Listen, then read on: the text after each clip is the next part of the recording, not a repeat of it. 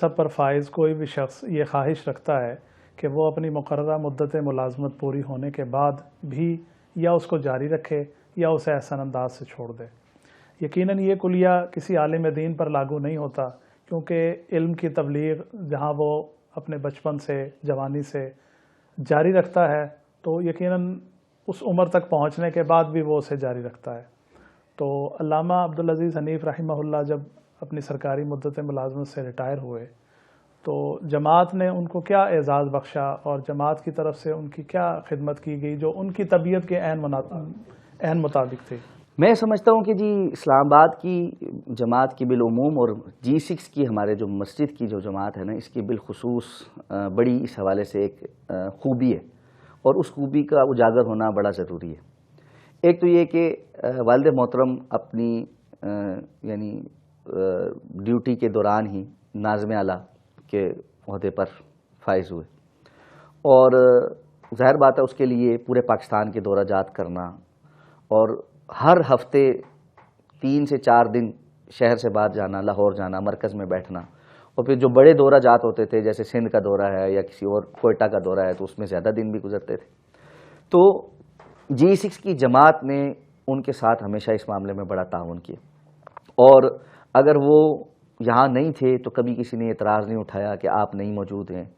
اور کیوں گئے ہوئے ہیں، کیا معاملات ہیں۔ جس طرح آپ کو پتہ ہے کہ جی بسا اوقات مساجد کے اندر کمیٹی میں کچھ لوگ ایسے ہوتے ہیں جو ان باتوں کو ہضم نہیں کرتے، لیکن اللہ تعالیٰ جزائے خیر عطا فرمائے تمام ساتھیوں کو، احباب کو، جنہوں نے ہمیشہ اس بات کو یعنی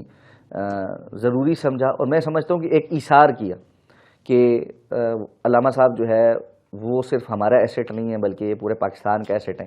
اور جماعت کا ایسٹ ہے، تو وہ اپنا ایک کام جو ہے وہ حسن خوبی کے ساتھ سر انجام دیں۔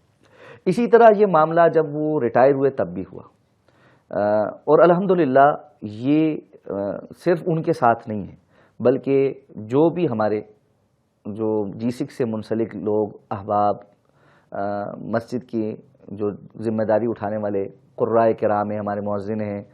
وہ بھی ریٹائر ہوئے تو اللہ کی توفیق کے ساتھ یہ سلسلہ ان کے ساتھ بھی جاری اور ساری رکھا گیا کہ یہ مناصب ایسے نہیں ہیں جن کو ہم صرف دنیاوی منصب کے اعتبار سے یعنی تولتے رہیں۔ ایک شخص جس نے اپنی ساری زندگی اور اپنی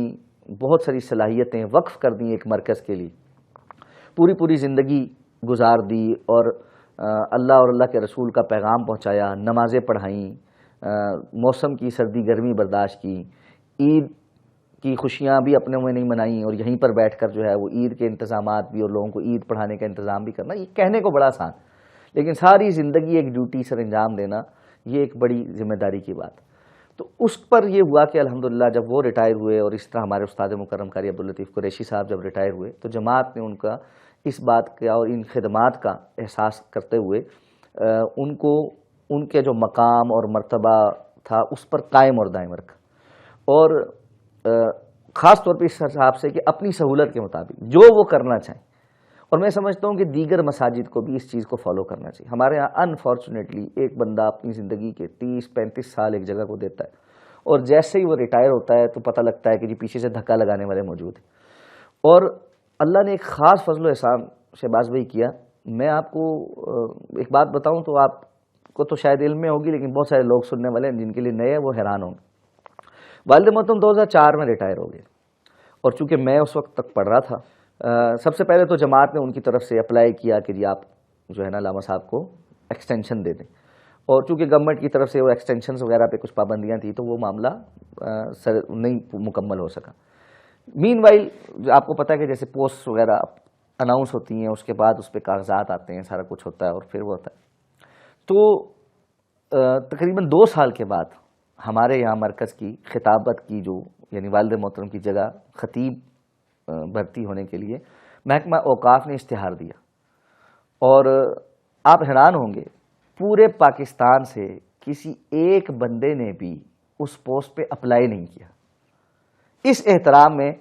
کہ علامہ عبدالعزیز حنیف صاحب وہاں موجود ہیں اور ہم ان کی موجودگی میں اس پوسٹ پر وہاں جا کر اپلائی ہو کر خطیب بھرتی نہیں ہوں گے۔ اور محکمہ اوقاف والے آج بھی وہ جو لوگ وہ پرانے موجود ہیں وہ اس پر حیران ہیں کہ ہمارے پاس، کیونکہ اس کے ساتھ بہت ساری اور مساجد کی دیگر مکاتب فکر کے جو ہے نا وہ یعنی سیٹس ایڈورٹائز ہوئیں، اور سرکاری سیٹ کو کون چھوڑتا ہے؟ اور ایسا تو نہیں کہ کوئی بندہ موجود نہیں تھا، ہزاروں کی تعداد میں ہمارے ہاں بھی الحمدللہ علماء کرام فارغ التحصیل موجود تھے، لیکن اللہ نے دلوں کے اندر ایک ایسی محبت اور ایک تعلق رکھا تھا کہ کسی نے اس پوسٹ کے لیے اپلائی نہیں کی۔ پھر اللہ رب العزت نے الحمدللہ فضل فرمایا، اور ان کی خاص ایک خواہش بھی تھی کہ اللہ نے جو ایک میرے سے ایک پودا لگوایا ہے اس کی آبیاری کرنے کے لیے اگر میری نسل سے ہی کوئی ہو، تو 2008 میں جب میری الحمدللہ ڈگریاں مکمل ہو گئیں اور فراغت ہو گئی، تو ایک رستہ الحمدللہ اللہ نے متعین کیا اور اپلائی کیا، اور اس کے بعد جو ہے تمام مراحل مکمل ہو کے 2008 اکتوبر 2008 میں ہی میری تعیناتی بھی ہو گئی۔ اور یہ بھی الحمدللہ کوئی حسن اتفاق ہی ہے کہ والد محترم بھی اکتوبر میں ہی اسلام آباد تشریف لائے تھے، اور میری مرکز میں تعیناتی بھی جو ہے وہ الحمدللہ اکتوبر میں ہی ہے۔ تو 2006 سے ویسے ان کے ساتھ چونکہ ان کے زیر سایہ ہی